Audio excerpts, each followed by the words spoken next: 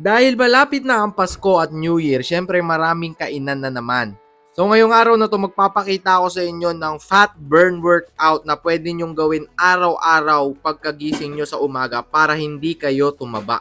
Okay? So itong workout na to ay nag-start ako sa squat, 20 repetitions kung makikita nyo. 20 repetitions, make sure na proper form ang ginagawa nyo para naman syempre ma-feel nyo naman yung workout na ginagawa nyo kahit bago magpasko lang kayo nag-workout, di ba? Kasi marami sa atin ang mga New Year's resolution ay magpapayat, di ba?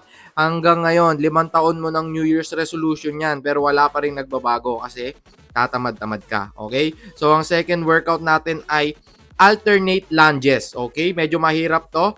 10 repetitions each leg. Yan. Gawin nyo to araw-araw para medyo pumayat-payat ka naman. Para medyo ma-burn-burn naman yung mataba mong tiyan. Okay? Ito ang target muscle neto sa legs natin and sa butt. Okay? Maganda to sa mga babae para kung gusto nyo wala kang puwet, wala ang wet packs, pwede mong gawin to.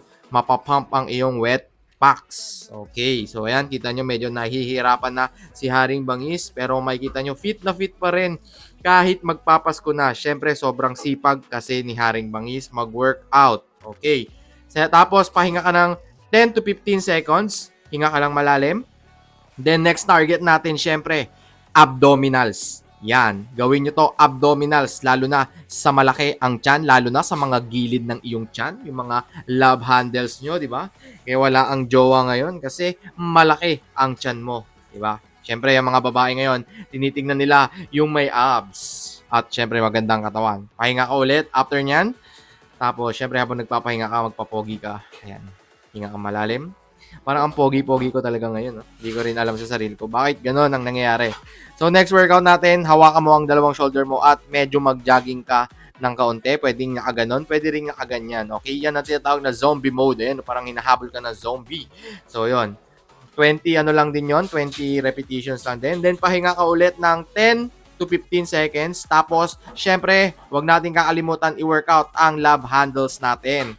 Yan, target niyan ay sa side, yung taba natin sa may gilid ng tiyan. Okay, 10 to 15 reps each side. Yan, kung makikita nyo, sobrang lupit. Sipagan mo lang. Gawin mong daily routine ang pag-exercise sa umaga. Mas maganda nito, walang laman ang tiyan. Inom ka lang ng 2 basong tubig. Then gawin mo tong workout. 3 minutes workout lang to, guys. 3 minutes lang ang ibibigay mo araw-araw para naman gumanda ang iyong health. Okay? Ito na ang last workout natin. Siyempre, same as kanina, yung ating tiyan. Biburn natin ang ating mga taba sa tiyan dahil dyan napupunta lahat ng kinakain natin. Dyan napupunta lahat ng mga taba-taba natin. So, gawin nyo to paulit-ulit ng araw-araw. Kung hindi ka nakakapunta ng gym, ito ang tinatawag na home workout by Haring Bangis na napaka-pogi. Ayan. Yun, no? Yeah. Sheesh. Yeah, let's go.